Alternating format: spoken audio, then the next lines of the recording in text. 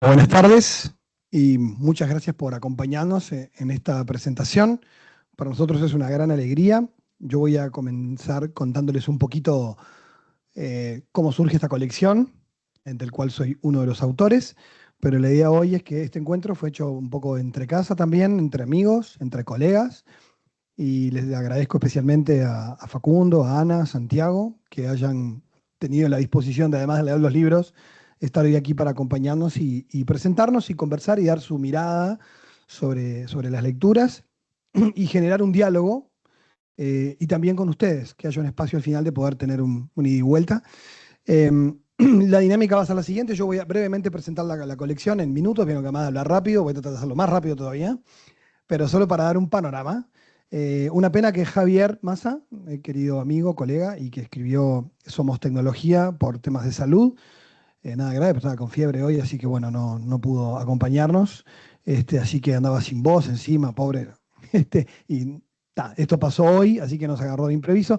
Por eso, si bien estaba planificado conversar con Javier, vamos a hablar de su libro, después se tendrá derecho a réplica en otra ocasión, este, pero vamos a conversar también sobre el libro de Javier, sobre el libro de Natalia, que es parte de la colección, y bueno, y eso también es la posibilidad de que con Javi hemos tenido como varios encuentros y de hecho vamos como encontrando conexiones que no habíamos visto cuando escribimos los libros, ¿no?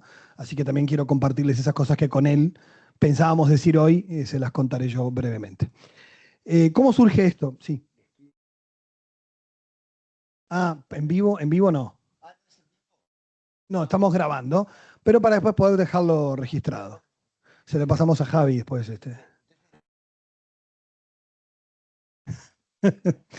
Así que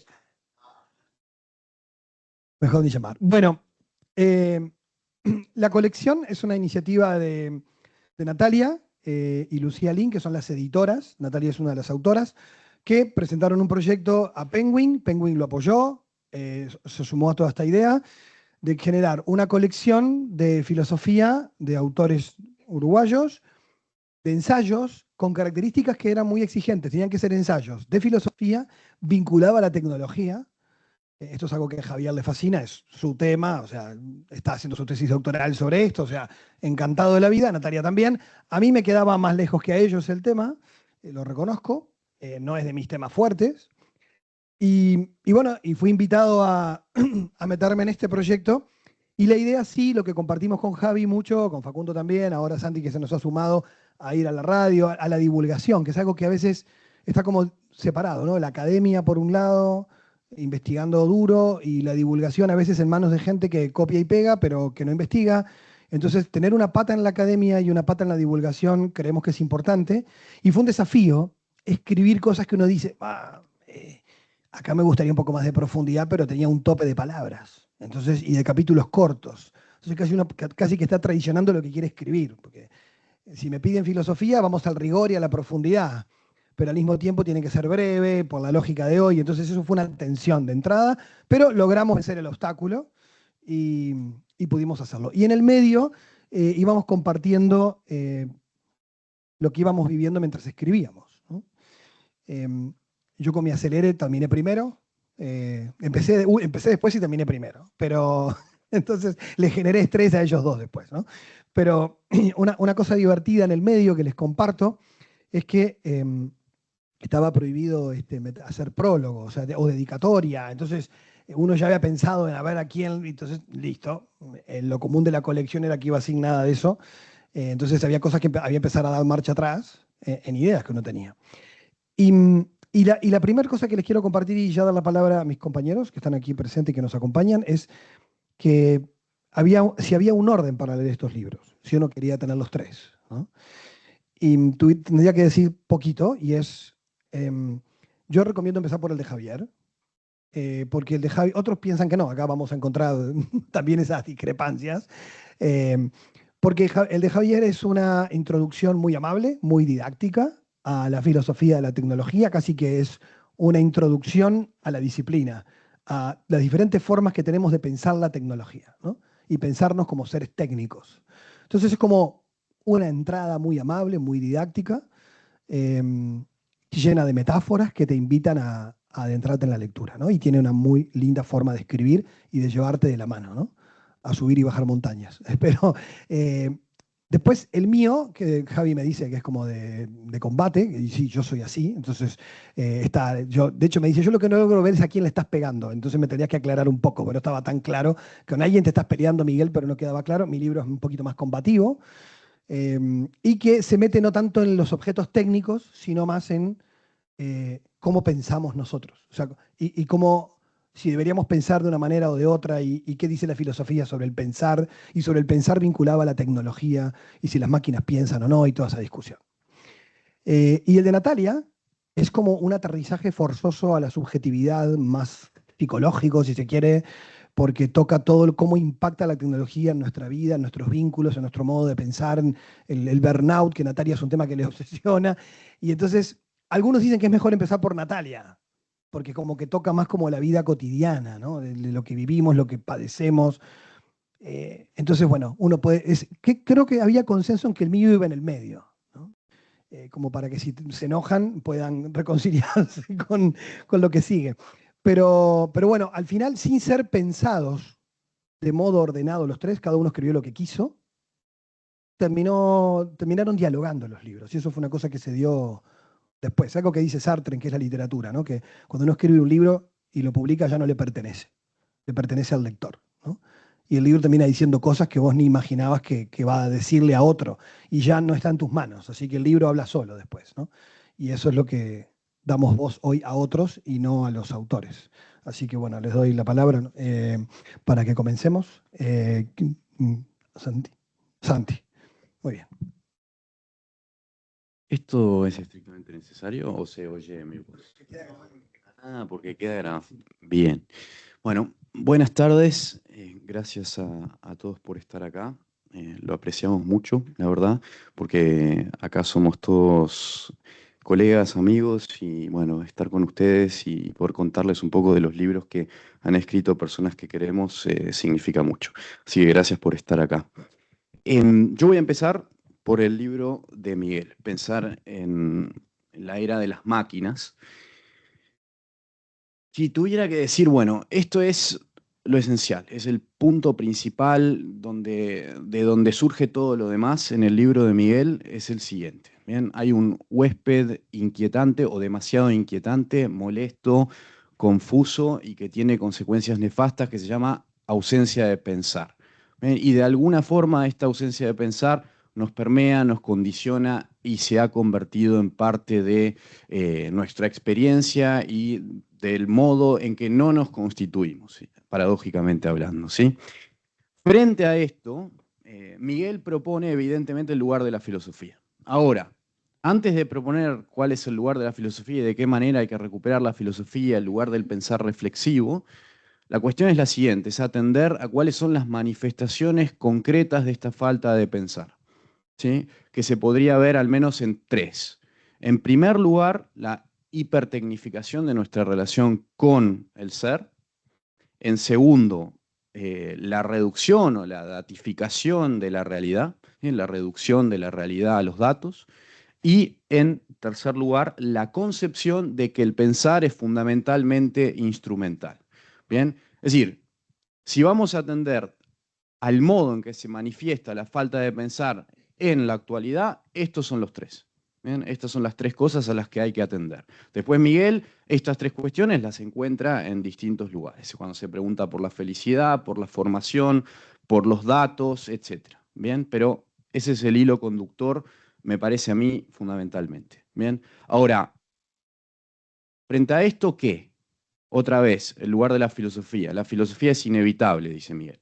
¿Sí? Es decir, el pensar reflexivo, analítico, que busca los presupuestos, que todavía le interesa el fundamento y que de alguna manera, quizá un poco más espectral en la época contemporánea, se pregunta por la verdad, esto es lo que propone Miguel como antídoto a esta falta de pensar. ¿Por qué? Pues al final de cuentas la filosofía piensa, tiene una forma de pensar muy particular, distinta, que busca comprender la totalidad de la realidad desde el punto de vista de lo fundamental. ¿Sí?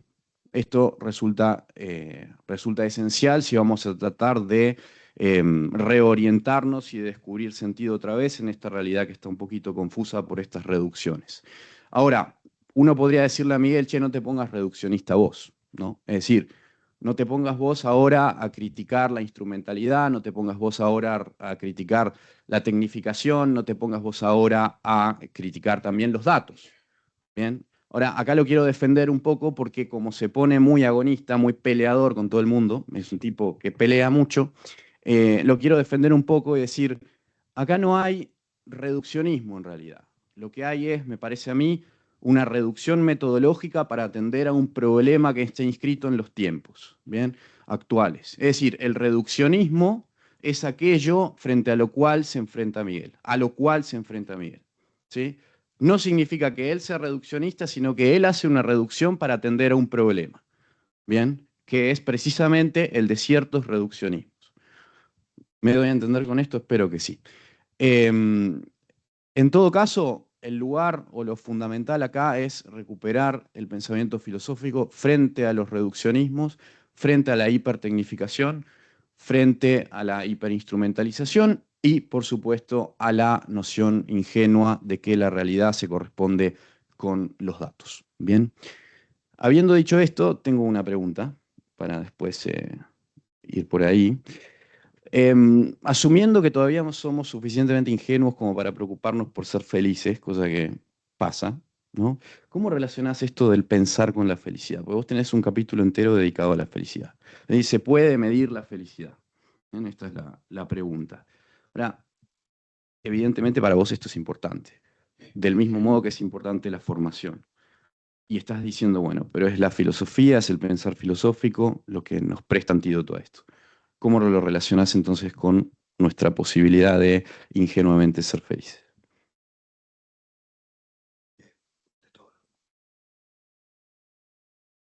Ana nos ordena. Ana, ¿esta hora o...? El guión hace rato. Ordenada es Ana, entonces no nos va, que mejor que nos ordene. Vamos a hacer una ronda con el primer libro, así no confundimos. Hacemos todos los 3 comentarios del libro de Miguel y después el libro de Harry. No, es Está más bien, ordenado. me toca. Me toca. Bueno, gracias por estar acá. Bueno, algunos comentarios para no reiterar y para ser complementaria con lo que decía Santiago. El libro de Miguel es muy Miguel, ¿no?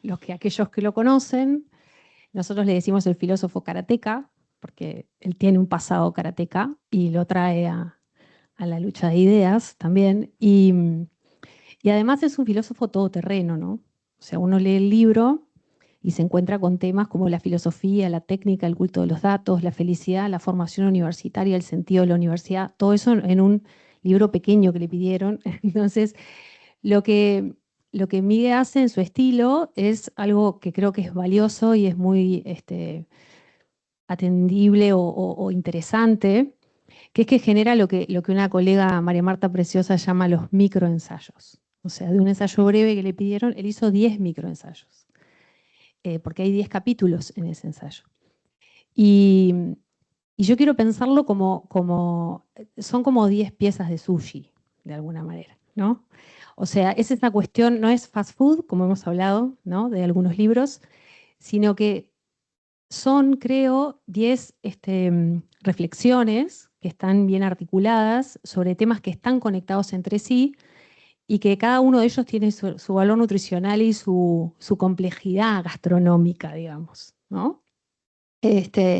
Así que bueno, en ese sentido creo que es un libro interesante y como decía Santiago, que pone en el centro la preocupación de Miguel, que es pelearse con unos cuantos reduccionismos, de alguna forma, o con esa colonización del mundo de la vida, como le llamaba Habermas, ¿no? Esa forma de una forma de racionalidad social que puede estar deformada o que no es sana o que no es rica para potenciar a la humanidad, ¿no?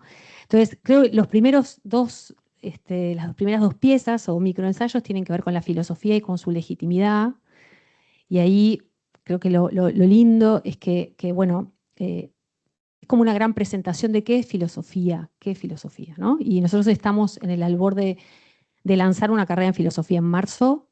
Yo me imaginaba a nuestros alumnos leyendo, ¿no? O alumnos de secundaria leyendo ese microensayo de Miguel, que tiene la novedad de que introduce citas y referencias bibliográficas de una tradición que él conoce mucho, que es la tradición hispánica, ¿no? De Zubiri y de Ortega, que no son autores tan conocidos en la reflexión metafilosófica, digamos, ¿no? Sobre qué es la filosofía y qué valor tiene.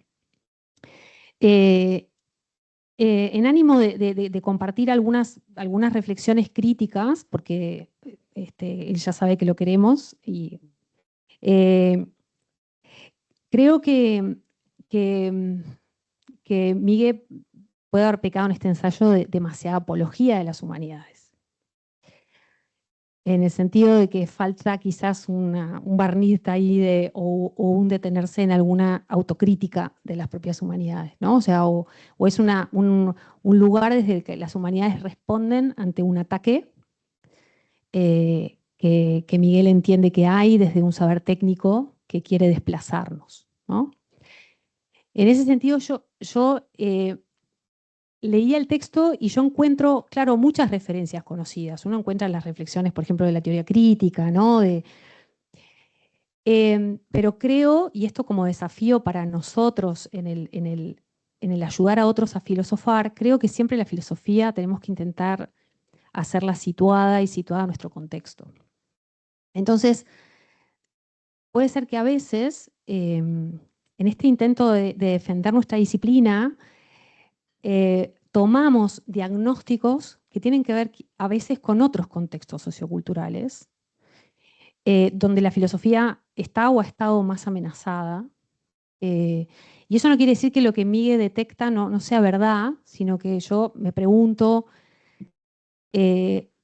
si en Uruguay están así, que vivimos un imperio de la técnica, un imperio de la productividad, una arrolladora visión neoliberal que desplaza a las humanidades. O sea, yo no veo ese nivel de virulencia, digamos, como para salir a contestar de ese modo. Pero bueno, es algo que podemos seguir conversando. Y sí me parece también que, por ejemplo, en el capítulo sobre los datos, ¿no? No recuerdo exactamente el título, pero, perdón, el culto a los datos. A veces la intención de Miguel como de defender el valor interpretativo de la filosofía lleva, tú por ejemplo en algunos momentos decís, bueno, voy a leer una parte, ¿no? Los datos necesitan ser interpretados como testigos, no basta con que estén ahí, hay que saber qué preguntarles, y esa capacidad de preguntar no proviene del dominio estadístico, sino del pensamiento filosófico.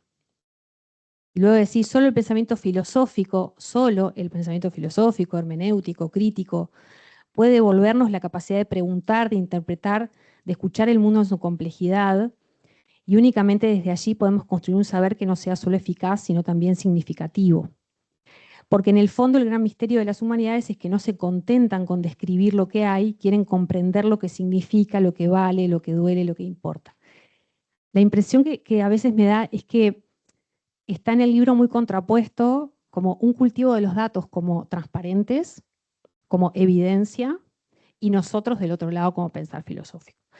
Y hay muchas, por ejemplo, ciencias sociales, que son parientas nuestras, que yo conozco bastante, que se enojarían mucho con eso.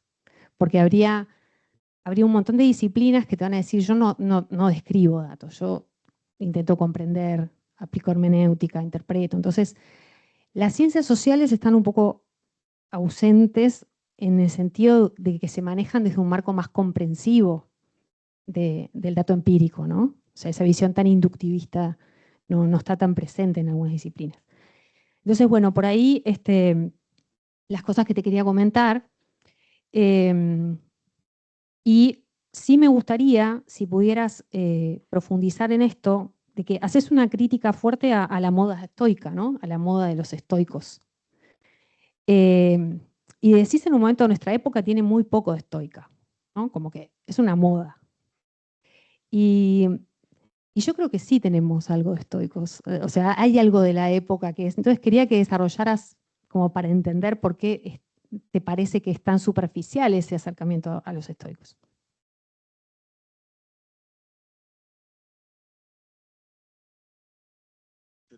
Yo tengo acá. No, para ir tomando nota de todas las cosas que tiene que responder el Migue. Todos los golpes que va a ir diseñando.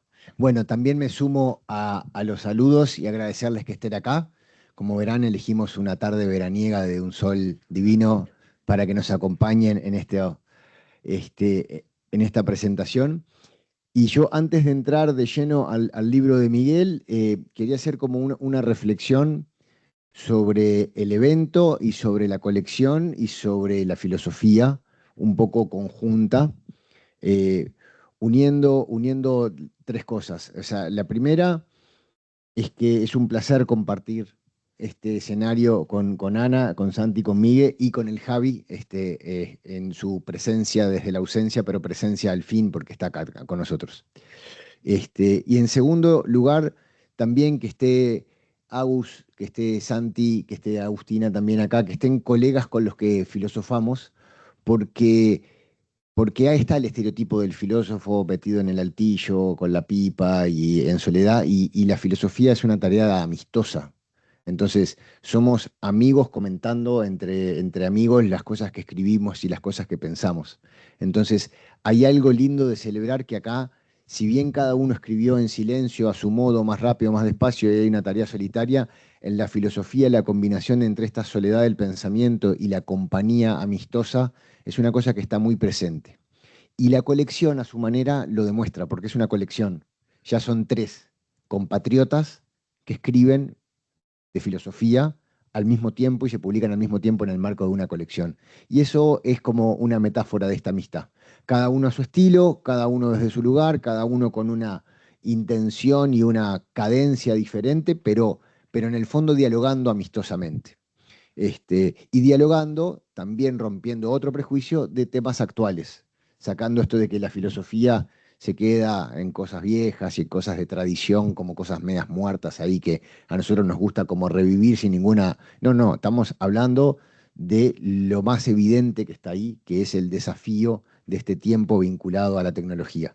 Entonces, también la filosofía no es solitaria, es amistosa y no es sobre solo la tradición, sino sobre la tradición insertada en los temas actuales y ver de qué manera pulsa esa tradición en las preguntas fundamentales, lo decía Ana, de una realidad situada en un doble contexto, situada en este caso, Ana traía la cuestión de Uruguay, pero situada en el contexto que nos toca vivir hoy civilizatoriamente. Entonces, esa primera reflexión sobre amistad, soledad y la colección, yo pensaba, no, si alguien tuviese que hacer una colección universal de la filosofía, eh, vería que estamos siempre dialogando, de vuelta, que en realidad Kant está hablando con Descartes, que Descartes está hablando con Santo Tomás, y que Santo Tomás está hablando con Aristóteles, y que Aristóteles está... Y empezaríamos a hacer, y bueno, y después tenés, bueno, el marco de la teoría crítica, el marco de la hermenéutica, pero son todos diálogos. Y cuando digo diálogos, son diálogos de verdad, estamos intercambiando. Yo ayer en un taller acá en la UCU, les decía a los estudiantes que yo hablo con Hannah Arendt, y a Hannah Arendt se murió 3 años antes de que yo nazca. Entonces, claro, pero pensaron de qué tipo de delirio místico. Yo no, pero es que es difícil de explicar, pero cuando uno realmente se pone en la filosofía, dialogás con estas personas, entras en un ida y vuelta. Y hay algo en los libros, en esta colección, que tiene eso. Ana comentaba recién la influencia española en Migue, y vos ves que él está ahí con su virí, que lo trae, que lo ayuda a pegar alguno de los piñazos que va a pegar en cada capítulo, y lo trae como para que lo... Y eso es algo muy importante de rescatar. También retomando esto de que abrimos una licenciatura en filosofía, la abrimos desde ese lugar también, desde un lugar de camaradería amistosa y diálogo. Pero, la particularidad de la amistad en la filosofía, ya nos lo dijo Platón, es que en realidad lo que más nos mueve es la verdad. Y siempre en el fondo nos preocupa mucho la verdad, aunque tengamos que enfrentarnos con amigos. Y un poco las dos presentaciones que me antecedieron a Migue tienen eso, de, pará, pero esto es reduccionismo, pero esto está bien, porque nos mueve no la amistad para condescendientes, sino que estamos queriendo entender, en este caso, queremos entender el desafío de la tecnología, y eso nos mueve, aunque eso ponga en cuestión la amistad y la tense, porque lo que nos mueve es la comprensión y llegar a la verdad de las cosas. En ese sentido, esta colección y sobre todo los dos libros que nos tocan hoy están parados en lugares muy diferentes. Están casi que haciendo una denuncia cruzada, porque Javi le está diciendo a la filosofía en la que él está formado, no terminás de entender de qué va esto de la tecnología. Y en su manera, que ahora nos tocará hablar un poco más del libro de él, es su denuncia. Y Miguel está exactamente en la vereda enfrente, diciéndole al mundo tecnológico, no estás entendiendo de qué va la filosofía. Entonces es como en este diálogo hay estas dos posiciones que casi que chocan. Y de ese choque es un choque dialéctico que pueda salir algo virtuoso. Bueno, es discutible, hay que ver. Yo ahí, sumándome un poco a lo que dijeron Santi y Ana, creo que Miguel arranca bien polemista y a medida que el libro avanza, y sobre todo cuando llegas al capítulo final, es como que hay un remanso y ahí sí hay un pensar más, menos confrontativo que aparece. A mí me gustaría leer lo que para mí es el texto, el párrafo más lindo del libro, que está justo al final, además, pero me parece muy lindo, que dice, porque además es una manera, no voy a decir de contradecir su propio libro, porque no es una contradicción, pero sí de reconocer que capaz que fue un poco polemista además y que capaz que estuvo, y que en realidad hay algo más abierto en el pensar filosófico. Porque dice, esto, es decir, lo que vino desarrollando durante el libro, implica también nuevas formas de filosofar. Más allá del aula y del artículo académico, la filosofía puede habitar el espacio público, el arte, la tecnología, la comunidad. Puede ser una práctica viva, un ejercicio de hospitalidad frente a lo incomprensible, una educación de la mirada en medio de la saturación visual. No se trata de hacer divulgación superficial, sino de recuperar el carácter existencial del pensamiento. Entonces me parece que en esa cita se condensa eh, lo mejor que trae el libro, aunque en los capítulos anteriores esta mirada más sutil esté un poco más confrontada.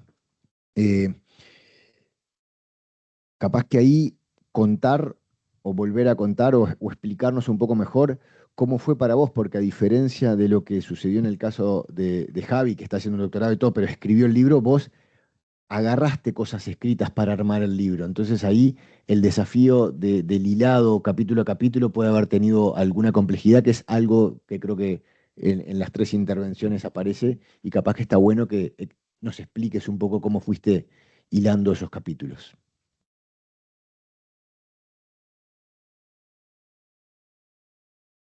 Bueno, gracias a los tres. Y además lo lindo cuando te hacen las preguntas así, sin que las esperes, casi como dar examen. Así que te voy a tener que hacer lo más breve y después, si no, después la seguimos por fuera de esto, ¿no? Digamos, fuera de cámaras. Voy a empezar por el final, voy a empezar por lo tuyo, Facu, porque creo que puedo iluminar y voy a hacer al revés, ¿no? Voy a terminar con Santi. También porque la memoria ya me tengo que ir como recorriendo para atrás. ¿Cómo escribí esto? En realidad, el artículo, el libro, comienza, empecé a escribir otro libro que no es este, que nunca publiqué, ¿eh? Y lo dejé por la mitad y no lo seguí. Porque me di cuenta que no estaba con el corazón y la mente puesta en eso. Y yo soy bastante pasional en muchas cosas, casi en todo, no sé si en todo. Y entonces es como que en mi corazón estaban lecturas, estaba leyendo una anécdota que yo incluyo en el libro y que tiene que ver con ese espíritu de cosas que estaban preocupándome, de cosas que escucho en el aula, en el colegio, en la universidad, de frases que escuchás de estudiantes, de colegas, de cosas que ves en... Yo no me meto tanto con los temas que discute la academia, sino con los temas que están en la divulgación científica y en la divulgación filosófica, ¿no? Porque yo sé que hay muchas cosas que todo el mundo las tiene claras. Me pasó una vez que yo publiqué un libro hace ya muchos años, 2006, y me decía un amigo, pero vos para qué vas, todo el mundo sabe esto que es así. No, la mayoría cree que la gente en la Edad Media creía que la Tierra era plana, y eso es falso.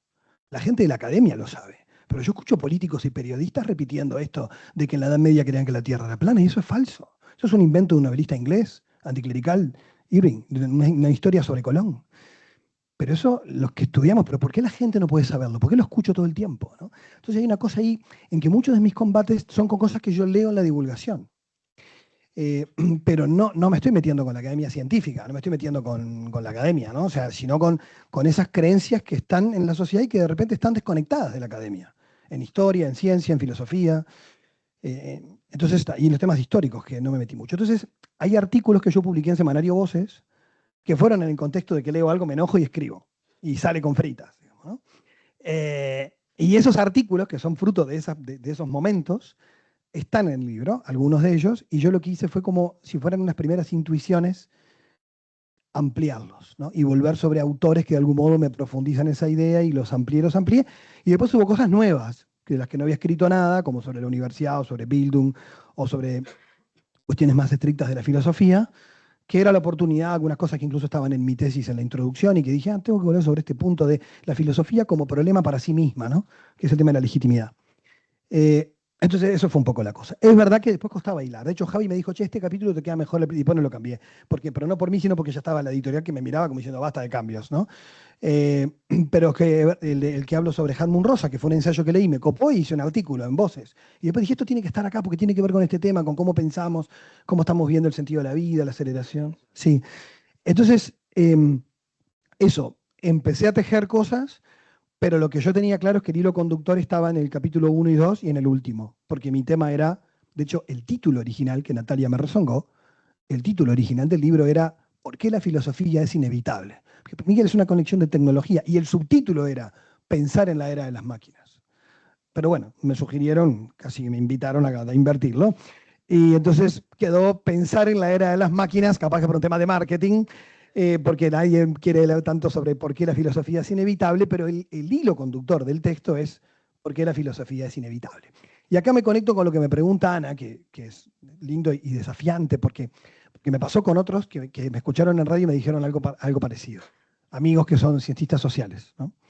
Entonces, una de las cosas es, aquí el problema no es los que nos dedicamos a la filosofía, sino cuánto del modo de pensar filosófico, crítico, está presente en esos ámbitos, no en la academia, sino cuando se habla de estas cosas todo el tiempo, ¿no?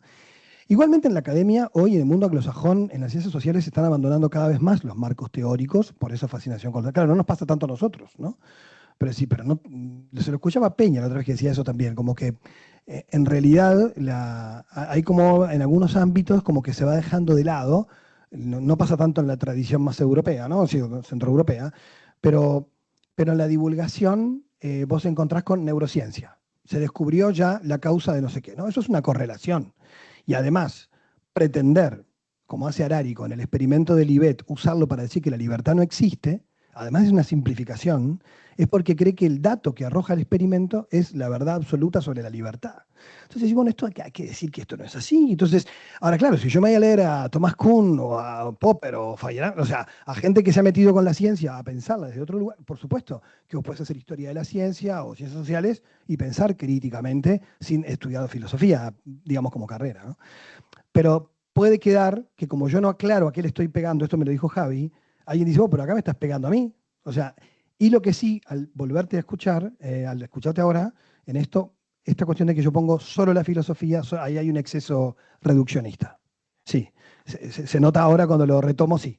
Pero es verdad que no es una cuestión de que nosotros solo podamos hacer esto. O sea, no es la ciencia para mí el problema, sino todavía el cientificismo y cierto modo positivista, que no están los académicos que están ya dejaron eso atrás, pero sí están en nuestra educación, lo noto en la divulgación, en la prensa, en comentarios políticos, en cómo, bueno, la ciencia va también a responder a todas las preguntas, bueno, ¿a cuáles, no? Entonces, yo creo que al ser divulgación, yo he estado siempre muy arriba de la divulgación, y tal vez esa distancia es la que trato muchas veces de pelear y acercar.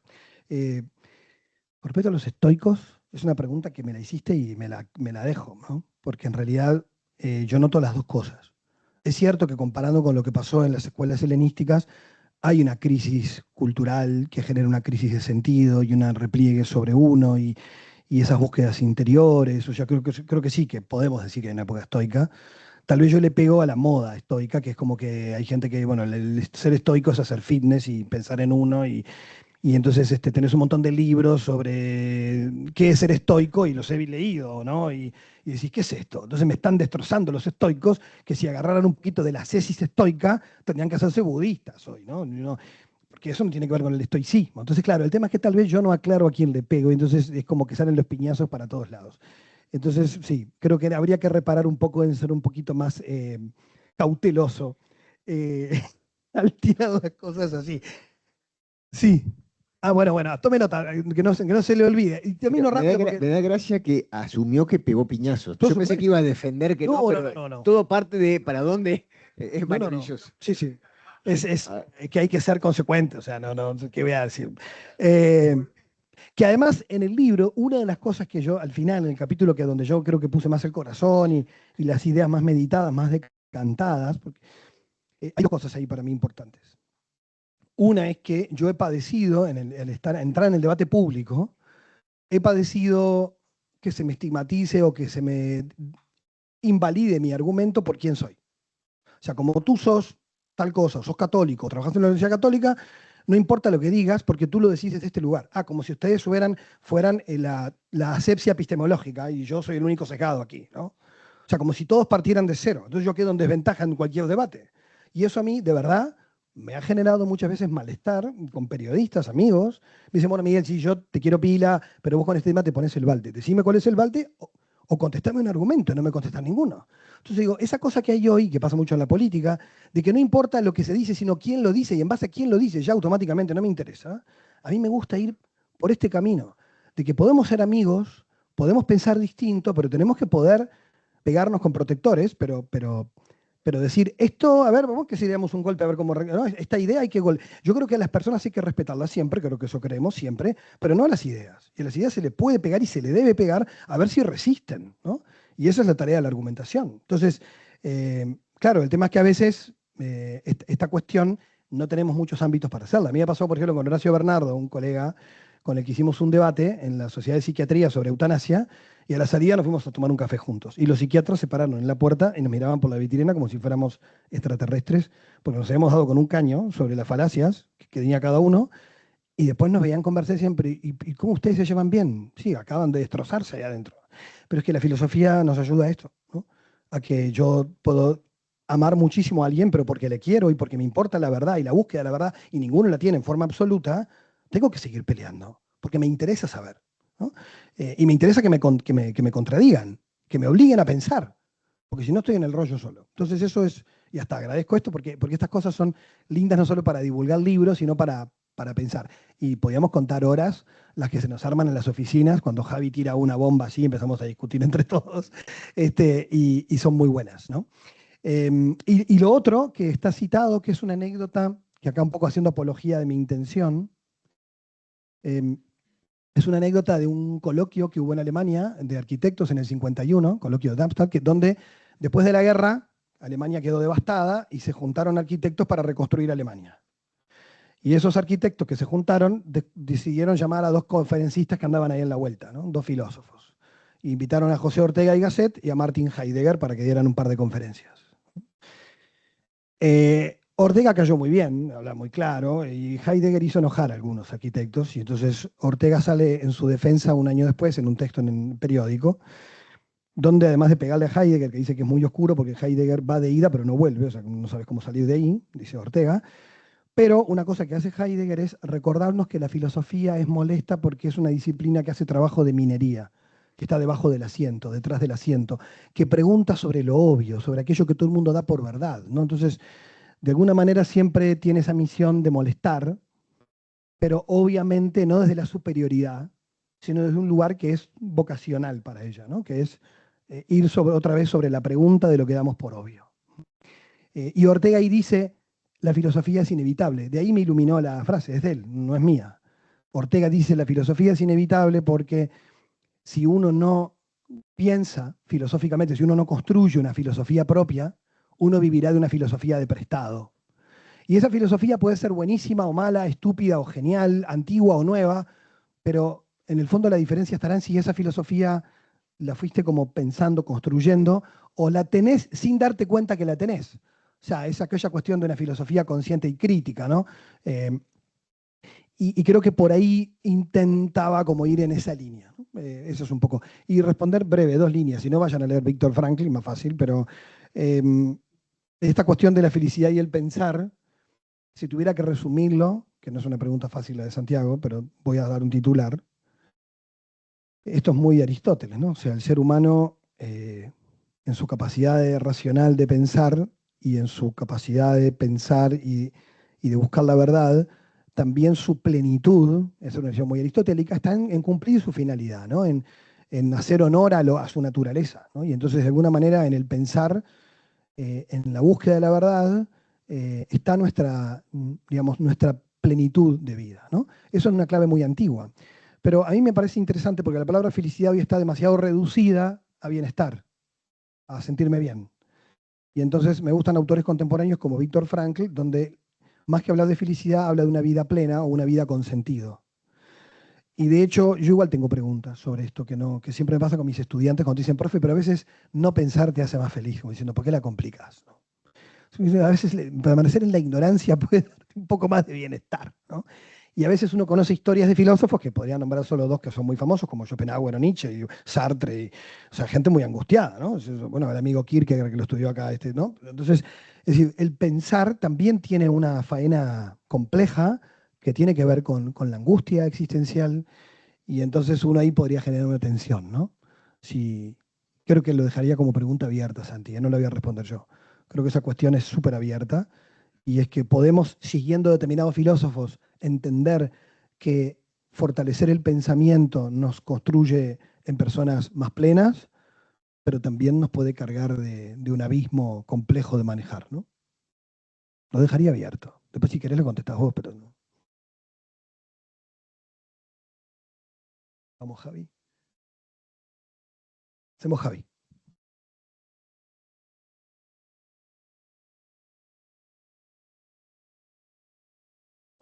Ahora después hacemos todas las preguntas, pero vamos a seguir con el segundo libro o para un tema de tiempo.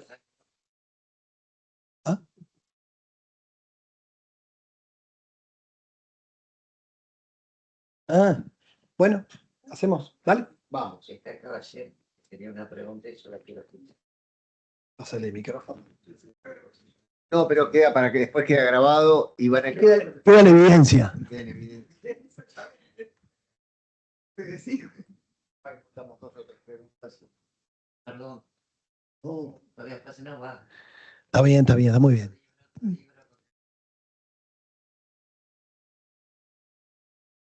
Miguel, voy a pelear un poco contigo. Sí. Tú hablas del culto a los datos, pero no mencionas la existencia de una disciplina que se llama ciencia de datos, en la que yo trabajo, y que como disciplina científica se opone totalmente a lo que es hacerle el culto a algo. ¿Sí? Me llamó la atención. No sé si están enterados que hay una disciplina que se llama ciencia de datos. Sí, claro. Es parienta de la inteligencia artificial, Sí. pero no está rodeada de ese espeso humo de marketing que nubla ver las cosas claras con inteligencia artificial. En ciencia de datos analizamos datos, obviamente, hacemos hipótesis, las contrastamos y se aprovechan para resolver problemas. En particular, uno puede aplicar ciencia de datos en dominios de problemas que conoce. Yo lo aplico específicamente en lo que es gestión de empresas, pero cabe para cualquier disciplina. ¿Sí? Sí. Yo creo que ahí te quedó un agujero que merecía ser tapado a tiempo, porque no es cierto que evidentemente hay gente que usa muy mal los datos, pero bueno, eso pasó con todas las cosas en toda la historia. Pero no hay que dejar de lado lo que se hace bien con los datos. Sí. Bueno, te agradezco la pregunta y me pasa lo mismo que pasó con Ana, de alguna manera. Y esto es un mea culpa de que debía haber hecho una especie de nota marginal aclaratoria con varios asuntos de estos. En el capítulo sobre los datos, yo hablo, de hecho yo cursé en mi maestría en comunicación 2 materias nomás sobre ciencia de datos. No aprendí a programar en Python, pero digo, más o menos entendí un poco por dónde iba.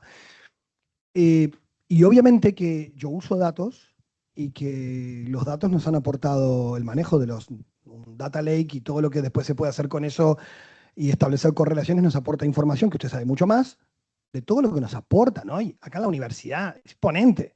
Entonces yo hago esa relación y yo digo todo lo que la ciencia de datos nos ha aportado. Pero otra vez, yo después a quién le pego, no a los que hacen ciencia de datos, sino cuando la prensa o los políticos, resulta que ahora te traigo la transparencia de la realidad porque traigo el dato y te digo que mata el relato.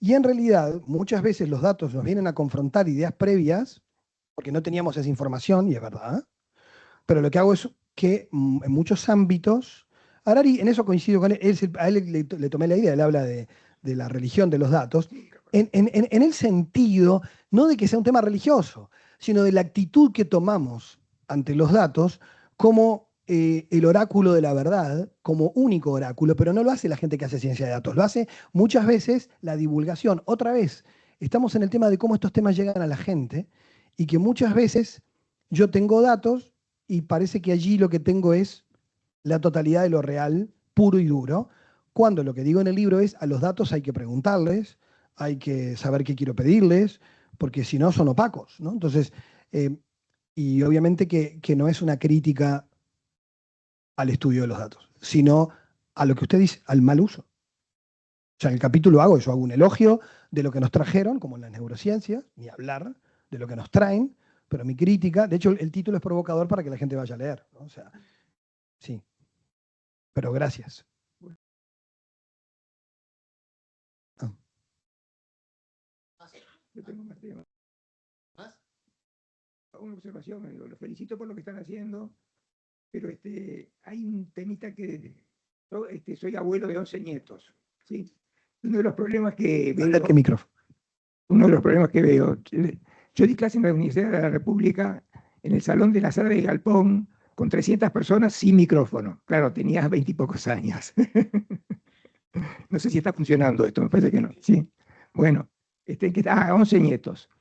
Entonces, hay otra rama, otra disciplina nueva, que se llama economía de la atención. No sé si están enterados, ¿sí? Attention economy. Porque tenemos estos aparatitos, como los celulares, que están permanentemente tomando nuestra atención. Y la atención, nuestro tiempo, es una cosa finita. Se los digo yo que estoy cumpliendo 81 años el domingo. Es una cosa que no importa la plata que tengas, es finita siempre tu tiempo. Y cuando querés concentrar atención, te lo impiden con mecanismos muy inteligentes, porque están pensados para eso. No es porque sea una confabulación de personas perversas para robar la atención, sino que lo que está detrás de los celulares son empresas muy importantes, con gente muy inteligente y necesitan robarnos tiempo para hacer publicidad, etcétera, etcétera, ¿no? Entonces, cuando uno ve este fenómeno, me encanta eso de tecnoproductividad porque acá estamos frente a un problema de tecnoimproductividad. Y hace un daño muy fuerte, yo lo veo en mis nietos, en los niños, porque está muy inteligentemente pensado para capturar la atención. Es un tema que me parece que debería estar muy presente en una universidad donde nos dedicamos a enseñar, o se dedican ustedes, pues ya pasé por esa etapa, y esa interferencia se da desde los niños escolares hasta los alumnos de ustedes en la universidad. Es un terrible problema. Está muy bien pensado, si no tenemos tiempo de explicarlo, pero es impresionantemente sofisticado lo que se hace para capturar la atención de los que tienen los celulares en la mano. Quería comentar. Sí, han salido denuncias del laboratorio de Stanford de lo que se invierte para generar más adicción, ¿no? Con estudios neurológicos y ingenieros. Sí, sí. Y los CEO de Silicon Valley mandan a sus hijos a escuelas sin tecnología, ¿no? O sea que Bueno, eso es una muestra de tiene algo. equipos, mira, tienen matemáticos de muy alto nivel, antropólogos, psicólogos, sociólogos, trabajando todos para que vos, cuando agarras el celular y entras a algo de ellos, te quedes unos minutos más. Ahora, hay que tener en cuenta una cosa, hay gente dentro de la industria, o muy vinculada a la industria, que es muy crítica de eso. No hay que pensar que son todos iguales y que no. Gracias. Vamos a la ronda. Más vamos con Javi y al final le volvemos. Igual después se puede volver.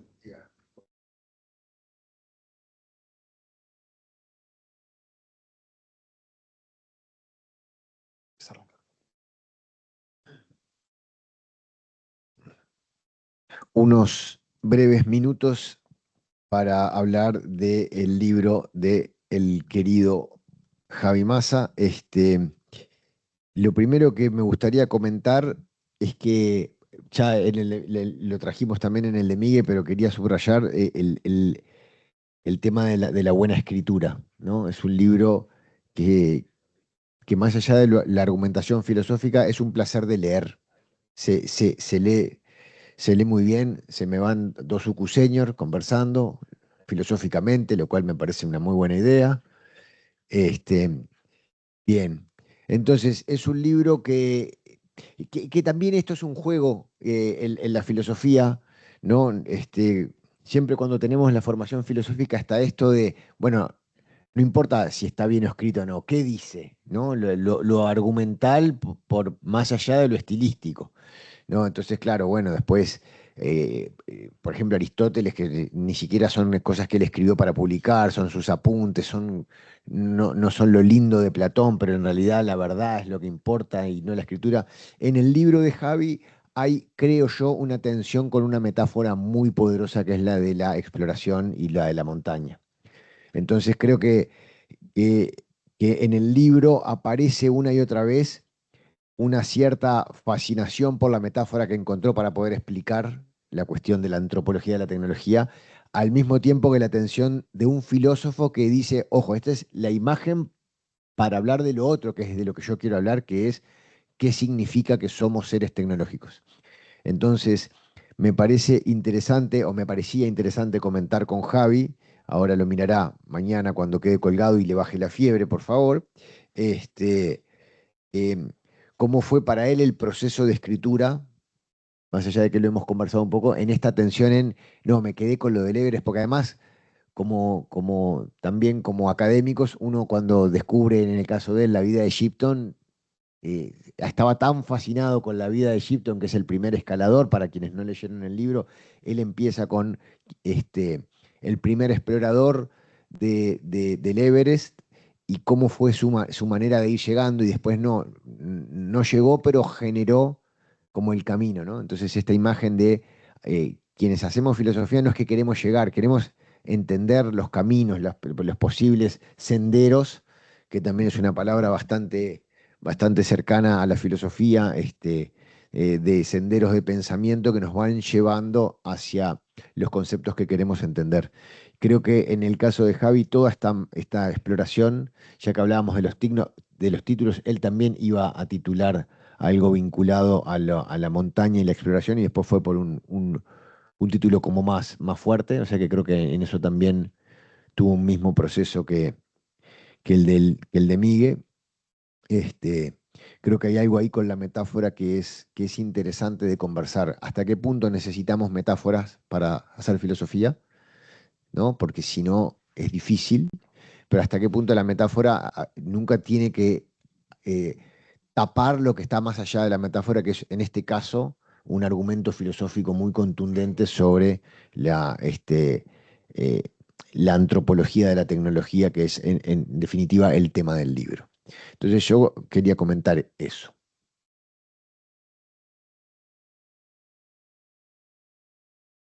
Bien, se ve que hoy estoy con los reduccionismos.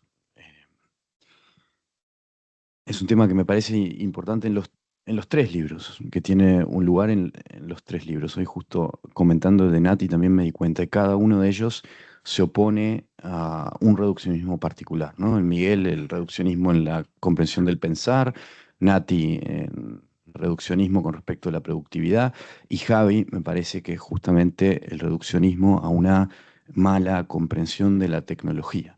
Bien, y en ese sentido son unas pocas páginas, unas 4 o 5 páginas en que Javi se ocupa de hacer una aclaración y sacar del medio dos conceptos, dos ideas o dos caracterizaciones de la tecnología, de la técnica que no nos permiten verla en su dimensión más profunda y apropiada, ¿no? Y que justamente es necesario sacar del medio para poder entender de qué está hablando Javi cuando dice, mira, somos tecnología, no es una cuestión añadida, ¿sí? Sino que es una parte inherente de lo que somos, es inherente a la estructura de lo humano, lo técnico, ¿bien? Entonces, para poder comprender esto, hay que ocuparse, en primer lugar, de la visión de la tecnología como instrumentalidad o mera instrumentalidad, porque también, obviamente, podemos entender tecnología en términos de instrumentos, se puede, no es que no, pero como mera instrumentalidad, y por otro lado, la cuestión del determinismo. ¿Sí? Cuando Javi dice que, de hecho quiero decir también, es un libro que está muy bien escrito. A mí me sorprendió lo bien escrito que está, lo claro que es, lo bien que te lleva de la mano en todo momento y que te da una pausa cuando hay que tener la pausa. Esto me parece fundamental señalarlo y además muy instructivo para quienes quizás no estamos, a mí me caía medio lejos este tema también, los que no estamos tan duchos en la cuestión, uno lo toma rápido, ¿no? La verdad es que es muy claro y busca la claridad, ¿no? Que esto es, como era la gentileza del filósofo, la cortesía del filósofo, ¿bien? Ahora, volviendo sobre la cuestión de la instrumentalidad, hay un tema ahí que es, ojo con la idea de que la técnica, ojo con la idea de que la tecnología es neutra, ¿no? O sea, no lo es. Esta es la primera idea de Javi, no, no es neutra. Bien, no es que el martillo es bueno o malo dependiendo de lo que hagamos con él, ¿no? O que su virtud o vicio depende de lo que nosotros hagamos, ¿no? Lo que va a decir Javi es que fundamentalmente la técnica opera también sobre nosotros.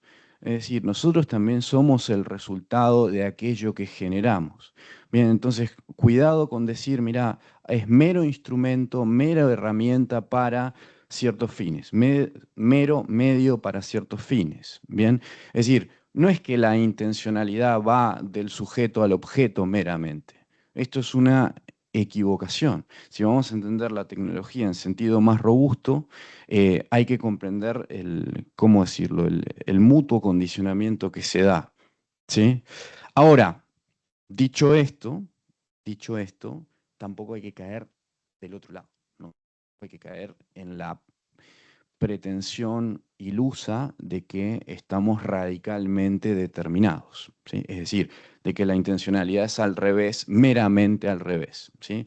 Por ejemplo, si avanza la técnica, si hay un progreso de la técnica, inevitablemente o necesariamente vamos a terminar en una situación profundamente caótica o en el desarrollo y realización de todo el bien estimable y deseable. Ni una de las dos, ¿sí? El determinismo es justamente la visión de que una de las dos sucederá sí o sí. Es decir, que no hay, por lo menos esto en sentido más duro, ¿no? Determinismo en sentido más duro. Es decir, que no hay, que es inevitable, bien, esta deriva. Ahora, determinismo más blando dice hay orientación, hay dirección, sí, hay condicionamiento, etcétera, pero en todo caso no es que estamos radicalmente determinados por ello. Javi me parece a mí que le resulta fundamental para su propio proyecto, que creo que va a estar desarrollando más en su tesis doctoral, decir, ojo con esto, porque si queremos hablar de la libertad humana, si todavía tenemos la pretensión de hablar de algo así como la libertad, lo primero que hay que hacer es acabar con estos determinismos. Y libertad en el sentido también de relación con la técnica, ¿sí? De relación con la tecnología. ¿Cómo lo tenemos que hacer? Bueno, hay que soltar un poco esto, hay que introducir un poco de espacio en esta relación que tenemos. ¿Por qué? Porque si no estamos reducidos a la absoluta inmediatez con la técnica y ahí no hay libertad. Es decir, ahí sí hay determinismo. Bien, lo bueno, lo bueno de Javi es que justamente muestra los modos en que esto se puede desajustar.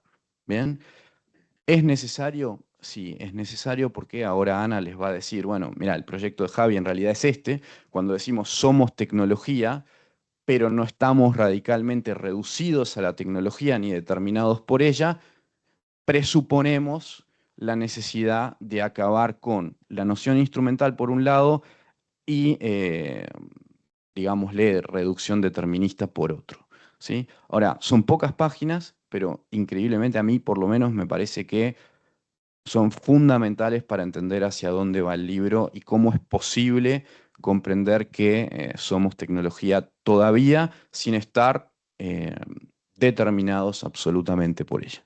¿Bien? Esto, dado que no está Javi, no voy a dejar preguntas, Se la hacemos pero después. sí.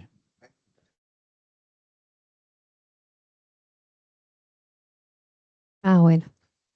Bueno, gracias. Complementar algunas cosas. La verdad que sí, es un libro que está muy bien, que se disfruta mucho y que a mí me hizo pensar en qué lindo que la filosofía sea un lugar amplio, ¿no? Un lugar eh, diverso que habitar, que hay distintas formas de filosofar, distintas formas de pensar y de escribir. ¿No? Y bueno, si Miguel es el karateca, Javi es el docente que te lleva, ¿no? de la mano y te va explicando las cosas. Y qué bueno que está eso, qué bueno que haya distintas sensibilidades y que la filosofía tenga espacio para tantos estilos distintos, ¿no? Eso es una riqueza y me parece que es interesante. Em, y bueno, también, así como en el libro de Miguel veíamos una condensación de lo que es Miguel y su trayectoria, en Javi también, porque es un libro muy ecléctico, ¿no? Es un libro de filosofía donde uno se encuentra, por ejemplo, en la página, no sé, 20, una gráfica, ¿no? Se encuentra con fotografías de pinturas del Renacimiento. La gráfica, por ejemplo, sirve para mostrar a partir de qué momento se empieza a hablar de técnica y a partir de qué momento se empieza a hablar de tecnología. Es una reconstrucción que hizo con datos, ¿no? ¿Y qué pasó con esos términos? Hay toda una reconstrucción muy valiosa, histórica, desde cuándo, ¿no? Se habla de técnica, de tecnología, cómo han cambiado esos discursos y esos sentidos semánticos. Y también está el Javier, que sabe mucho de narratología, que sabe mucho de contar historias, ¿no? Y que le gusta mucho también el filosofar desde objetos. Entonces ustedes se van a encontrar en el libro con una historia de un objeto que es el cuaderno, ¿no? El cuaderno renacentista, que es maravilloso, que es la mitad del libro, en una idea muy también linda de decir, filosofar es como un poco como armar un puzzle donde de repente aparece una pieza, ¿no? Y uno dice, ¿y a dónde va con esto? Y es muy interesante. El cuento es el cuento bueno, yo no sé si lo voy a poder reconstruir bien, pero él reconstruye lo que es el Renacimiento florentino. Y él dice, bueno, la transformación del pergamino al papel, ¿no? La invención del papel generó un cambio en la forma de representación pictórica, ¿sí?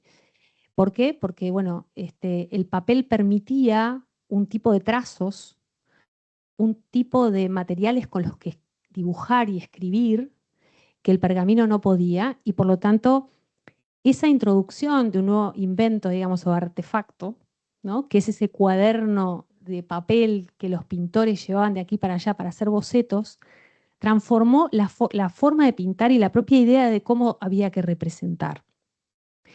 Entonces, ese ejemplo lo utiliza Javier para explicar cómo la tecnología nos transforma la subjetividad, nos transforma las posibilidades y cómo va transformando la cultura que habitamos y el mundo que habitamos, ¿no? Nosotros siempre probamos que, bueno, si yo le pregunto a cualquiera, decime una tecnología, la gente va a decir celular, computadora, ¿no? Y Javier lo primero que se le ocurre es hacha de mano, ¿no? O te dice estribo, y vos te quedás como, ¿de qué está hablando, no? Porque Javier es capaz de agarrar el estribo o el hacha de manos y explicarte cómo transformó la forma en que la humanidad entendió su relación con el espacio, con el tiempo, con los otros, con su propio cuerpo, ¿no? Entonces, en ese sentido, es esto de somos tecnología y está eso muy bien explicado en el libro. Entonces, yo creo que es una gran antropología de la filosofía, de la tecnología, ¿sí? Si yo no diría que es una filosofía de la tecnología, una introducción, porque sí creo que hay dos aspectos que yo extraño un poco en el análisis de Javier, que son el tema del poder y el tema de la temporalidad. ¿Por qué? Porque es cierto lo que dice Santiago, él en un momento dice, bueno, no hay que ser instrumentalista, pensar que el cuaderno de papel estaba ahí y hubo un pintor, digamos, que tuvo la intención de hacer algo novedoso y aprovechó ese instrumento, ¿no? Pero tampoco hay que ser tecnodeterminista que el cuaderno lo hizo todo, ¿no? Hay una intención de una gente de hacer algo nuevo que se pone en diálogo con una disponibilidad técnica que ofrece el papel. El problema es que cuando venimos, ¿y por qué hablo del poder? Porque cuando venimos a ciertas tecnologías actuales, cuando las tecnologías están diseñadas para supuestamente ampliar nuestras posibilidades, pero terminan reduciéndolas enormemente, por ejemplo, reduciendo nuestra capacidad de concentración o de atención en algo, cuando terminan reduciendo nuestra capacidad de vincularnos física, corporalmente con un otro, cuando generan ansiedad, soledad, es cuando esta idea que Javier tiene tan optimista, de que bueno, somos tecnología y de alguna forma abrámonos, él tiene mucho optimismo, de que abriéndonos a las posibilidades que la tecnología trae, a la cultura, a la subjetividad, lo que solo nos falta es distancia histórica, ¿no? O sea, seguramente hubo pintores que rechazaron el cuaderno y dijeron, ¿no? Hay que seguir haciendo lo de antes, ¿no? Entonces, en Javier siempre está esto de, no, abrámonos a que quizás estamos en un cambio civilizatorio y va a haber nuevas formas de pensar a partir de la IA. No es que no vamos a pensar, va a haber nuevas formas de pensar. Ese es el lugar donde está parado Javier. El problema es que como no hay un análisis del poder, de cómo, quiénes diseñan, para qué diseñan, de dónde, cómo se distribuyen los frutos de esos diseños. ¿Quién sale ganando de ciertos diseños y quién sale perdiendo de ciertos diseños? Y también la cuestión de la temporalidad. La aceleración del cambio tecnológico se lleva puesto mucha gente, ¿no? La posibilidad misma de pensar o poner un límite ético a los diseños. Entonces, me parece que ahí es donde el libro de Javi es una muy buena antropología de la filosofía, de la tecnología, pero necesita de ser complementada con una ética de la tecnología, ¿no? Me parece que a Javi no le gusta entrar en lo normativo, lo conocemos, no le gusta decir cómo las cosas deben ser, sino simplemente le gusta más como, bueno, entendamos que esto no es algo ajeno, extraño, no es un mero instrumento, es algo que forma parte tanto de nosotros que a veces es indiscernible, ¿sí? ¿Qué somos nosotros pensando o qué es una máquina pensando con nosotros y hasta dónde esta idea fue nuestra o no fue nuestra? Y hoy lo vemos eso, ¿no? Qué difícil que es discernir ahora dónde está el pensamiento auténtico. Bueno, por ahí, así que cuando lo veamos... Sí, yo voy a hablaremos. aprovechar que no es el mío, voy a decir algo sobre el de Javi y ya después abrimos ahí a los últimos minutos para si hay preguntas. Con Javier en las últimas presentaciones que tuvimos juntos, ha salido este tema, ¿no? De cómo el cuaderno del artista renacentista lo hizo sacar el taller a la calle en su cuaderno, ¿no? O sea, le posibilitó otras cosas, ¿no? Javi tiene una visión, es verdad, lo que dice Ana es muy atinado, muy claro, ¿no? O sea, una visión antropológica. Y cuando él habla de la neutralidad, el otro día le dijeron, bueno, pará, pero ahí no hay la neutralidad moral, no estoy hablando de neutralidad moral, ¿no? O sea, no se trata de cómo uso el instrumento, ¿no? Sino que está hablando de otra cosa, ¿no? De que no hay neutralidad en tanto que como está pensada para un algo, tiene una finalidad y eso acarrea cosas, pero no entra en la discusión ética, ¿no? Igual ahí yo creo que Javi tiene una herencia muy de Ortega, muy orteguiana, le ha seguido mucho la antropología de Ortega en cuanto a la técnica. De hecho, esta idea de que la técnica es constitutiva del ser humano, en esto ahora me llevo para mi rancho, pero la filosofía española, Zubiri es un antidualista que dice que, digamos, no está el ser y el hacer, sino que nosotros somos haciendo y hacemos somos. Entonces, esta cuestión de que hemos estado acostumbrados a vivir el mundo en forma dual, dice Zubiri, entre el pensar y el sentir como dos cosas separadas, cuando en realidad pensamos sintiendo y sentimos pensando, o cuando pensamos la técnica la pensamos como algo que viene después, como que se agrega. Y Javi en esto, siguiendo la línea de Ortega, lo que dice es, nosotros desde el momento que somos seres técnicos, ¿no? Y en ese sentido todo lo que hacemos lo hacemos técnicamente. Otra cosa es que vayamos poniendo distancia, ¿no? Con la pala, o sea, con la naturaleza, pero igualmente estamos vinculándonos. Ahí hay toda una antropología preciosa donde Javi se mete justamente en esto, ¿no? En cómo nos modificamos nosotros mismos. No la técnica me modifica, somos nosotros los que hacemos técnica y por eso entramos en una especie de círculo ¿no? De que vamos creciendo en esa modificación. Es verdad que siempre tenemos un debate con él, más porque él es más amigo de Ortega que de Heidegger, y lo repite. Heidegger es quien introduce que la técnica moderna viene de una manera distinta a acelerar determinados procesos y que cuando yo vengo a pensar en ordeñar vacas de determinada manera, el trato al animal no es el mismo que el antiguo, ¿no? Porque esa técnica está pensada para producir. Entonces, yo pienso hoy, por ejemplo, en la IA, ¿no? Depende para qué está programada y para qué está pensada. Bueno, hoy hay estudios sobre sedentarismo cognitivo y gente que piensa menos que antes. Entonces yo creo que en el debate y la tensión que tenemos con Javi en nuestras perspectivas, los dos estamos de acuerdo en que el peligro son los determinismos. O sea, yo no creo que porque Sócrates se equivocó en la escritura, se va a equivocar cada uno que critique la tecnología de su tiempo, porque no es igual. Si no haces una afirmación determinista para decir, como esto era así, siempre va a ser así, siempre el que se queje va a estar equivocado. No necesariamente.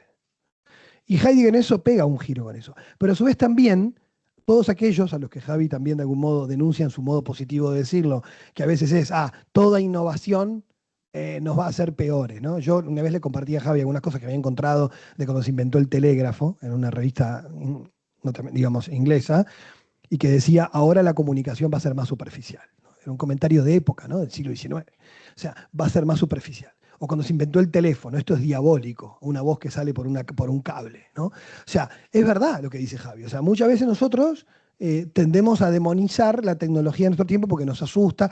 El tema es que, como dice Ana, la aceleración y la velocidad con la que no podemos procesar ni saber cómo la queremos usar, hoy está la evidencia empírica, empieza a aparecer sobre la ingenuidad de cómo usamos las pantallas con los niños, ¿no? Porque no es lo mismo que la televisión. No, con la tele decían que iban a quedar tontos. Claro, pero esto está programado para generar adicción.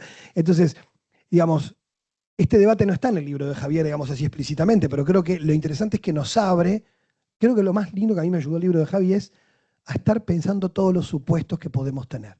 Cuando vos pensás la tecnología, capaz que estás suponiendo esto, capaz que estás suponiendo lo otro, capaz que entonces hace ese trabajo muy, como decía Ortega, de ir como tratando de poner en evidencia tal vez que pensamos la tecnología de diversa manera y animarnos a pensarla desde otros ángulos que tal vez no nos hayamos atrevido a pensarla. Creo que en eso Javi como que abre y abre y abre y abre, ¿no? Quisiera hacer una palabrita breve sobre Natalia antes de abrir, que del Nati y yo no tenemos planificado trabajarlo, pero es el tercer libro de la colección.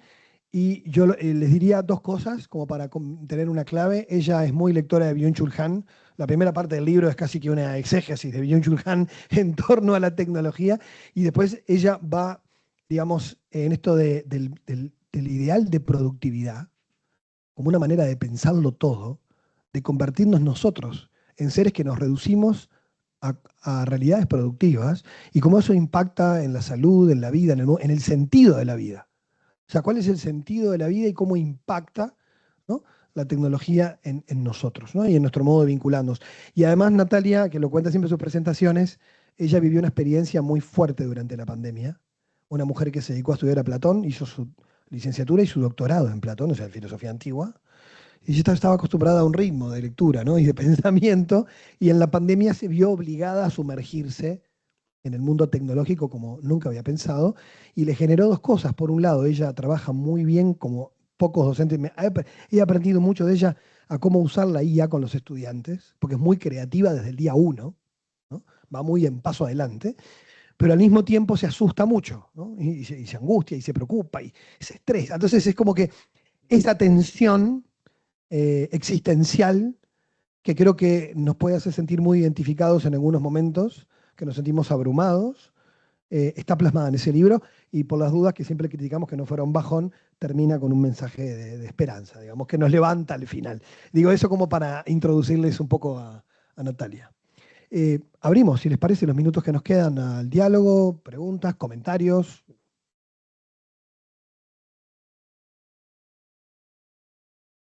Buenas tardes.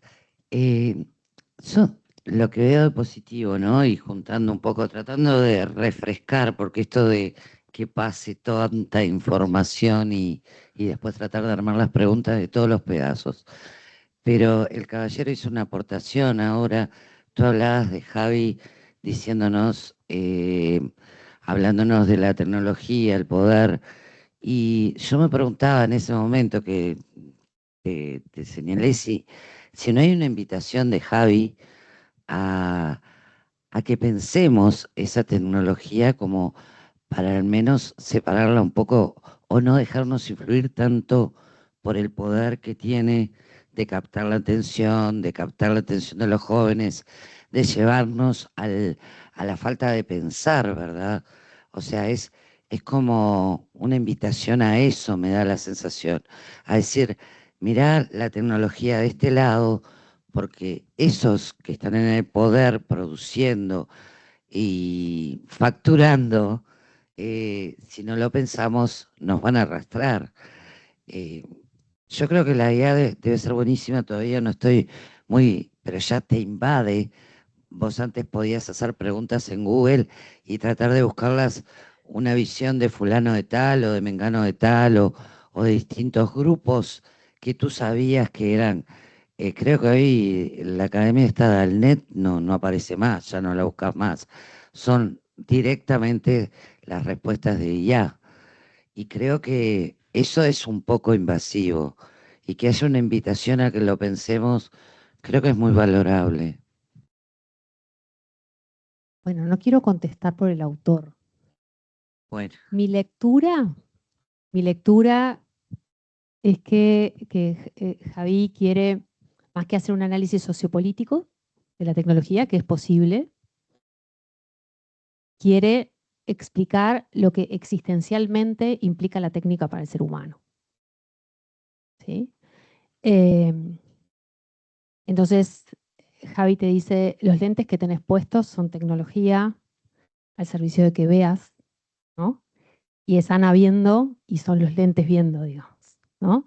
Y es imposible distinguir, digamos, una cosa de otra. Eso que es muy sencillo, que es la idea de que, bueno, un lente amplía nuestra capacidad como la IA ampliaría nuestra capacidad de procesar datos o de establecer vínculos o lo que sea, se forma o lo explica de forma más compleja aún con esta idea del cuaderno que decíamos, de que no es simplemente un instrumento que te amplifica, sino que es algo que transforma tu propia experiencia existencial, ¿no? La forma en que nos vinculamos. Por ejemplo, la escritura es una gran tecnología que Javier analiza y cómo la escritura, cuando surgió la escritura frente a comunidades orales, estrictamente orales, cambió la forma de percibir el espacio, la forma de percibir el tiempo, ¿sí? La forma en que se cuentan historias. En definitiva, creo que ese es el énfasis y es que es súper valioso que pone Javier en entender lo que tenemos hoy acá enfrente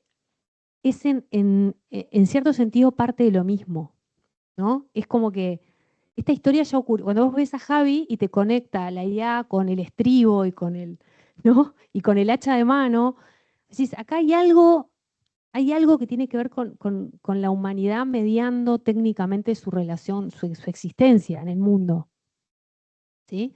Porque la tecnología no solo amplifica nuestras capacidades sensoriales, como ver más, sino también nuestras capacidades de pensar, ¿no? También nuestras capacidades intelectuales. Pero capaz que es él el que puede contestar mejor esta duda que tú tenías. Yo sumo una cita del libro de Javi que me parece que responde un poco, que es de la página 98, que dice, cada ganancia en potencia implica una pérdida de cercanía existencial. Cada amplificación de habilidad requiere una prolongación de distancia. La tecnología nos hace más poderosos, volviéndonos más mediados. Y en esta paradoja fundamental reside tanto su promesa como su enigma. Y es una cita conceptual de todos estos ejemplos, el estribo, el telégrafo.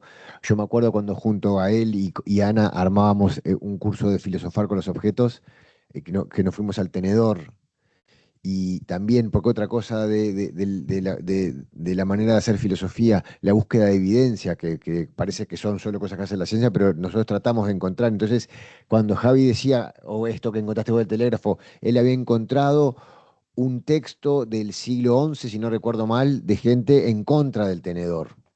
Porque justamente para qué el tenedor si tenemos la mano y el tenedor genera la distancia, ya teníamos el cuchillo que era con lo que se asaba. Entonces, siempre encontrando en los objetos y en la historia de los objetos este tipo de argumentos de la mediación y la distancia existencial, este, refieren un poco a esta advertencia que vos traías que tenemos que tener siempre de nuestro ser tecnológico. Sí, yo añadiendo, porque el otro día justo conversaba con él sobre esto y sin ánimo de ponerle palabras en la boca, una de las cuestiones que pude entender de cómo se genera el extrañamiento, la distancia interior fundamental, es bueno, asumiendo la postura inamovible de que no hay determinismo. Es decir, es una postura primera, incluso teórica, pero que también tiene una deriva existencial de que no hay determinismo. Es decir, que la idea misma de que la tecnología tiene una agencia propia, no solamente es un poco absurda, sino que además ingenua. Es decir, es mutuo condicionamiento, pero no determinismo radical. Y esto es una postura primera que hay que tomar con respecto de la tecnología para que esta distancia interior pueda tener lugar, ¿sí? Para complementar la mirada de ellos. Quedan 10 minutos, hay una pregunta allá.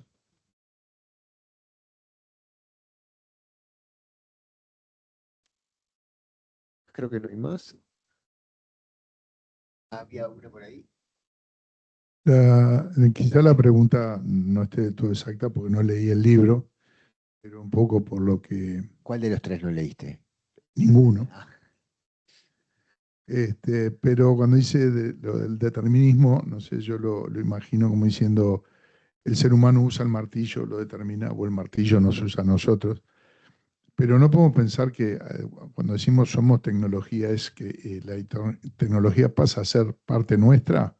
O sea, este dedo antes era, los monos lo separamos y nos permite muchas cosas. Nos dio poder, nos hizo más peligrosos, porque desapareció toda la fauna del planeta, no toda, pero mucha, y cada avance nuestro pasó a ser parte nuestra. O sea, no nos podemos interpretar sin tener este dedo así, pero al principio no lo teníamos. Y el habla nos cambió todo cuando empezamos a hablar oralmente, y después la escritura, o sea, no se puede ver desde ese punto de vista.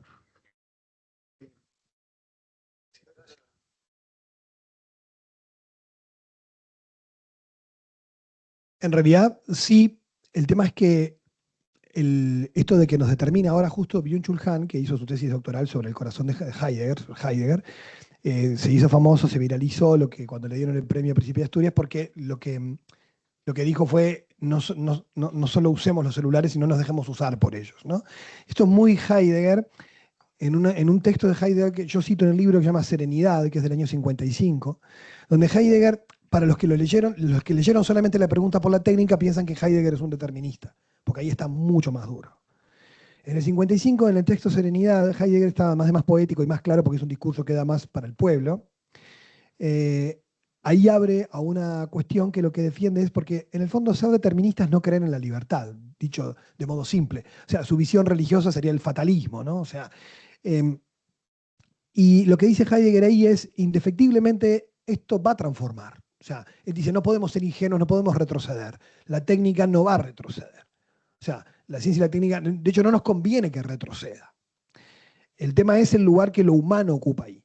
Y esa es la pregunta que hemos de hacernos. Y Heidegger usa mucho el sí y no. Somos capaces de decir sí y no, o sea, de poner el límite, ¿no? Y de allí, de hecho, lo que a él le preocupa es no el avance de la técnica en serenidad, sino que lo que dice el problema no es el avance, sino la huida ante el pensar.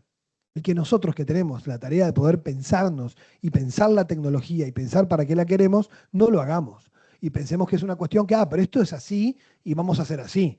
En el fondo es decir, tenemos la responsabilidad, porque somos libres de pensar qué queremos hacer con la vida, qué le queremos delegar y qué no. Yo cuando uso Waze o Google Maps, lo uso. Pero yo como trabajé en el reparto con mi padre en la feria, me conozco toda la ciudad. Digo, mi esposa me hace el mismo chiste que me dice, porque has trabajado de Uber si te quedas sin trabajo, porque conozco la ciudad sin GPS, pero a veces me avisa del tráfico, dónde están las cámaras, y esas cosas ayudan. Entonces, yo creo en esta línea heideggeriana, en un modo colaborativo, donde siempre nosotros como seres técnicos, como decía Ortega, vamos a estar siempre haciendo algo para adaptar el mundo a nosotros y hacernos más cómodos. Dice, Ortega advierte sobre el niño mimado que no se da cuenta que las cosas tal como están son fruto de mucho trabajo, pienso y esfuerzo, y que no son un fruto de la naturaleza, sino que son fruto de este obrar técnico del ser humano, porque como no se puede adaptar, adapta el medio a sí mismo. Esto es lo que está en el libro de Javi también, ¿no? Esto es Ortega. Entonces yo creo que ahí hay un tema de no solo caer en la ingenuidad, ¿cómo la uso? No es solo cómo la uso, yo creo que es lo lindo que hicimos en este ejercicio, es detenernos a pensar un poquito cómo estamos viviendo, cómo estamos pensándonos, cómo estamos pensando la tecnología, cómo en la educación estamos pensando el uso de la inteligencia artificial. Y creo que ese es el ejercicio para los que no creemos que haya un determinismo, ¿no? Es decir, porque aún con posturas distintas coincidimos en que no somos deterministas, porque creemos en la libertad. Pero no tenemos que ser ingenuos y pensar que la técnica es solamente un instrumento que depende cómo lo uses, ¿no? Yo creo que va un poco por ahí. Quedan 6 minutos, digo por si no podemos cerrar igual, ¿no? Pero Gaby, micrófono, toma.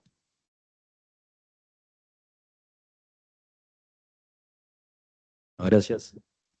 Yo hice mal los deberes porque el único que no leí todavía fue el de Javi. Tendría que haber empezado por ese capaz, pero para ser breve y claro, es como un poco una reflexión que me lleva un poco a la angustia en cierto punto. Natalia habla un poco del horizonte de la idiotez en el libro, pero casi la idiotez como el que no piensa en lo público, y rozando la burbuja de uno, el ensimismamiento, y escuchando, o sea, un poco lo que planteaba Javi también. O sea, somos tecnología, pero entiendo como que hay una renuncia. O sea, la mayor parte de los ejemplos de la tecnología creo que hemos renunciado a habilidades físicas o quizás la renuncia con los libros más a la memoria o cosas de esa índole. Yo veo que con la inteligencia artificial hay como una renuncia a lo cognitivo, a la reflexión, al pensamiento, y es como una renuncia que está aceptada. O sea, esa es un poco la preocupación. Estamos dispuestos a renunciar a eso y en realidad nadie está hablando de eso porque cada uno está preocupado por lo suyo. Entonces hay que potenciar la productividad, está cada uno en lo suyo, pero nadie piensa en el desafío público, llamémosle, de lo que implica que todos estén dispuestos a renunciar a pensar. O sea, porque alguien va a pensar por nosotros en teoría, pero digo, ¿quién va a ser ese alguien? Porque todos lo damos por sentado de que, ok, pasa, sí, y en ese ensimismamiento nadie está como, no sé, puntualizándose en eso. Entonces creo que es como una tecnología que si bien ha modificado todo el humano siempre, creo que está la discusión si las máquinas piensan o no piensan, pero digo, estamos comprando a grandes rasgos y generalizando que sí. Y ese desafío ahí, o sea, casi que con angustia lo veo, decir que, ok, se acepta, que no pensemos más, que va a haber alguien que va a pensar por nosotros. Y ahí creo que se abren como dos caminos, una dicotomía entre unos poquitos que piensen quizás y todo el resto esto del horizonte de la idiotez o el sedentarismo cognitivo o lo que sea. Una cosa breve, pero a mí, Gabriel, una cosa que me da, retomo algo que dijo Ana, que hay una novedad en cuanto a la aceleración, a intereses que tienen que ver con la productividad, y todo eso marca un horizonte y una dirección. Entiendo que hoy en el debate público está en el mundo entero el tema de la reglamentación. Es cierto que en esta tecnología, a diferencia de otras, vamos corriendo muy de atrás. Cuando se están pensando en una reglamentación, ya la tecnología cambió. Y puede hacer cosas como pasó con la IA generativa, que es lo que en el fondo nos tiene un poquito como desorbitados, ¿no? También porque a veces se piensa que está pensando como pensamos nosotros, sino que es una calculadora gigante que de todo, como números, lo convierte en lenguaje humano a partir de un marco de probabilidad a nivel que nosotros no podíamos ni imaginar de velocidad y de cantidad de información, ¿no? Yo creo que ahí nos debemos una reflexión un poco más de alfabetización sobre este tema y lo que implica a nivel de esto, a nivel científico, o sea, qué es lo que es realmente, porque hay mucha hay mucho fetiche con esto, hay mucho como fetichismo en el sentido de pensamiento mágico también, de que como un oráculo, y la gente hoy, de hecho, hay investigación de que quien lo más lo usa le hace preguntas de tipo terapéuticas, ¿no? Porque se adapta a vos mucho más. O sea, esto es otro tema para otro conversatorio, ¿no? Pero me parece que ahí hay un desafío que sí, que lo tiene la política, que lo tenemos todos en el día a día, que lo tenemos en la educación, y a veces eso, alfabetizar más, conversar más del tema, tener espacios para conversar es lo que hace que podamos hacernos cargo, ¿no? No obstante, sí, hay cosas que no sabemos cómo van a ser, ¿no? Sí creo que hay una preocupación porque hasta ahora automatizábamos un montón de tareas, pero no teníamos automatizado el pensamiento, ¿no? Entonces, de alguna manera, hoy algunos han hablado, Kokelber y otros dicen, bueno, claro, pero el riesgo hoy es que nosotros seamos los que alimentamos el machine learning y en realidad quien piensa, crea, desarrolla, proyecta, y hay riesgos éticos enormes, ¿no? Ya están pasando a nivel laboral, de que la selección de personal la hace una IA, consejo, o sea, el tema es, yo creo que la ingenuidad es renunciar al humanismo, no entender qué es lo humano quien tiene que definir los criterios finales, porque la IA puede decirnos un montón de cosas que a nosotros nos llevaría mucho tiempo, pero la pregunta de para qué y qué debemos hacer sigue siendo una pregunta humana que no te contestan los algoritmos, porque no depende de la probabilidad matemática, depende de un juicio moral. Entonces ahí hay otro tema que es no entender la pregunta que hacemos, pero yo creo que no tenemos respuesta para eso todavía, o sea, que estamos como arriba del problema, ¿no? Sí. ¿Hay otra pregunta?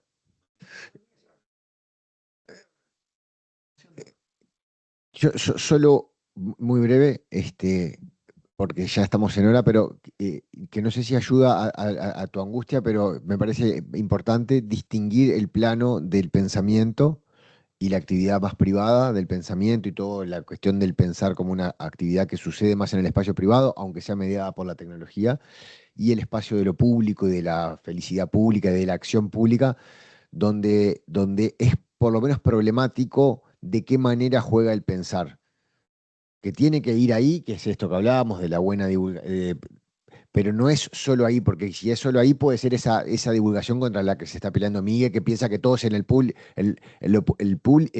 el espacio público es un ámbito de agencia, no necesariamente de reflexión y pensamiento. Mediado por esa reflexión y pensamiento es la mejor agencia posible, y cuando no hay problemas de banalidad y de una cantidad de cosas, pero mantendría distintos los planos del pensamiento, del espacio privado y el espacio público y la acción pública para estos problemas. Son planos diferentes. Creo que eso te puede ayudar un poco a ver en qué estás reflexionando.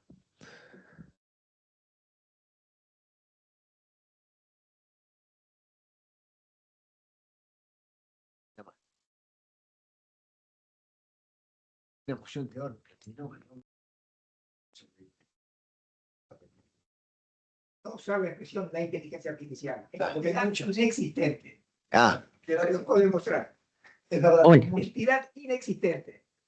Yo creo que el hombre, desde desde los primeros que se vieron en sus piernas, empezaron a usar tecnología y la han ido buscando y la han ido peleando y han, digamos, eh, adaptándose a las herramientas. Yo creo, y soy optimista quizás en esto, que esta es una nueva, digamos, herramienta que los hombres nos enfrentamos y que también la vamos a solucionar de una forma u otra y nos vamos a adaptar. Lo que quizás el tiempo es mucho más rápido y mucho más concreto. Yo que he vivido una cantidad de años, tengo 71 años, han pasado distintas cosas por mi vida y las tecnologías han, en cosas básicas. Antes mi madre hacía el café con una media, quizás, y agua hirviendo. Ahora tenemos infinidad de maquinaria para hacer café. O sea, y lo hemos ido adaptando. O sea, que tengamos fe en que el hombre va a poder hacer y va a poder usar la tecnología. Muy bien, buen cierre, parece hasta la madre de un autor. Gracias.